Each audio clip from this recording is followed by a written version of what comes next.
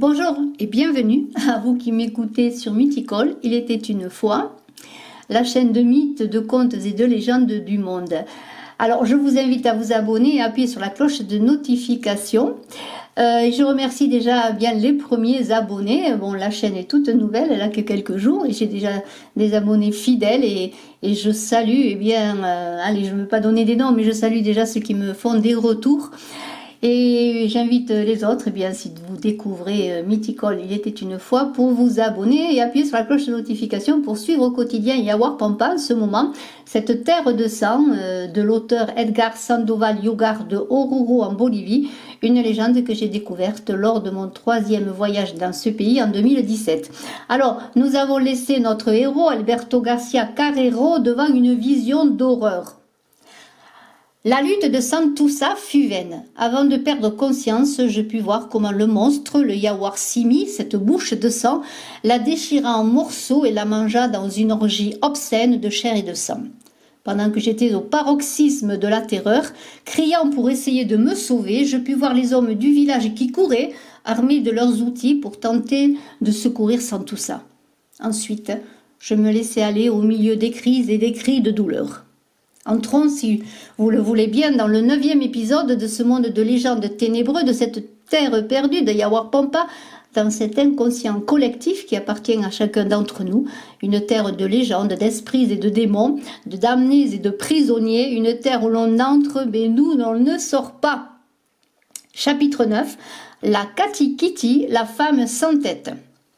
Au début, je me réveillais en sursaut, comme dans un mauvais rêve de mauvaises augures, et je prenais un certain temps à prendre conscience de moi. J'étais dans la hutte, couché sur cette peau très dure de mouton, couvert de cette sorte de foulou, là, ce tissu coloré.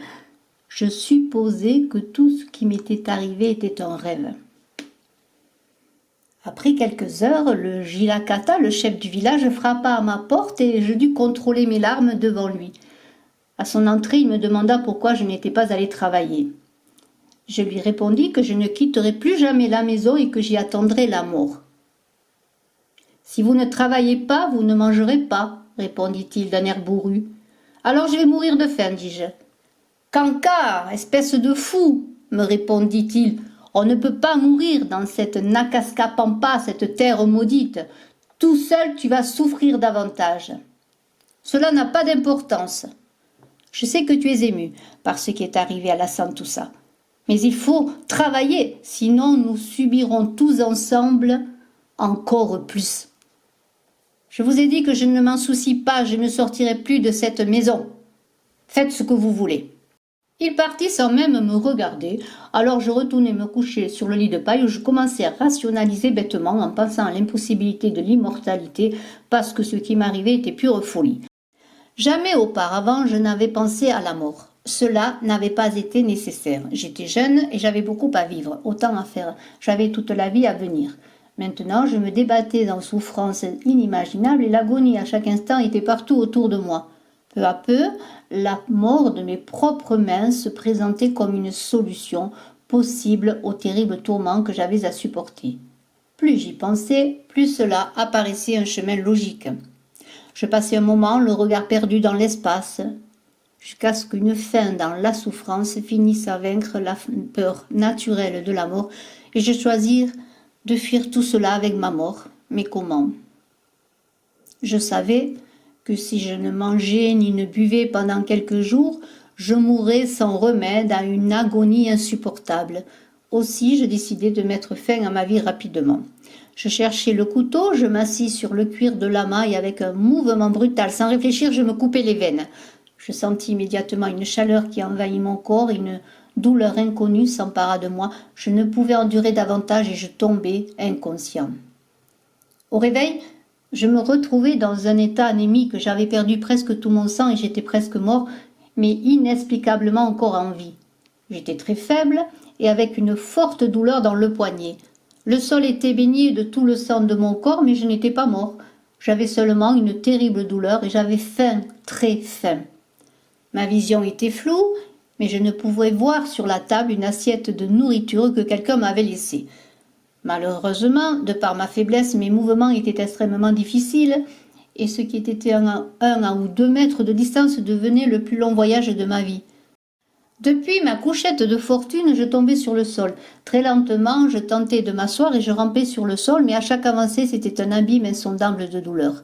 Quand je me trouvais près de la table, en un temps qui me parut infini, je pris le plat en terre cuite. Alors seulement je pus voir que c'était une tête coupée, c'était la tête d'une chola, cette femme habillée de façon typiquement bolivienne qui me fixait en souriant méchamment. Je laissai tomber le plat et retombai terrifié. Ensuite, la tête se releva du sol, avec ses tresses qui serpentaient dans l'air et volaient en riant. Elle vola jusqu'à mes jambes et commença à me mordre avec une folie bestiale, sans que je puisse avoir la force de crier.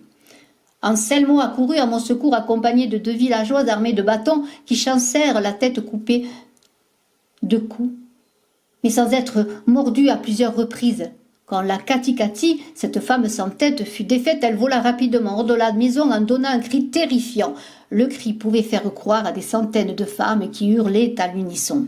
« C'était la Katikati, dit Anselmo. Elle est venue parce que vous ne voulez pas travailler. » Les Katikiti sont les têtes des sorcières qui sont trop paresseuses pour aller boire l'eau du puits avant le coucher. La nuit, les têtes ont soif d'eau et vont boire l'eau sans leur corps. Parfois, elles sont perdues ou emmêlées dans les tresses des tolas, ces plantes qui servent de carburant ou de fil à tisser. Le matin, son corps se réveille décapité, elle court pour retrouver sa tête. Ensuite viendra le corps de la chola sans tête et nous devrons y faire face. C'est son habitude d'attaquer en vrac. Je ne pouvais pas croire ce que l'on me disait, avoir affaire à un corps de sorcière sans tête, c'était plus fort que je n'en pouvais supporter, mais le pire de tout cela était que je ne pouvais pas mourir. Les villageois avaient pitié de moi, ils m'apportèrent de la nourriture pour récupérer des forces et mes blessures guérir. « Tu vas devenir fou, nous t'avons dit que tu ne pouvais pas mourir de tes mains ou de tout homme. Ne crois-tu pas ce que nous avons essayé nous-mêmes ?» me conseilla de faire de même. Le corps allait toujours à l'endroit où était Katikati, et la chola sans tête était un adversaire redoutable et puissant. Cette nuit, elle serait de retour aussi sûrement qu'il avait dit que nous mourions tous dans cette foutue ville. Le Jilakata me laissait dans un état de panique.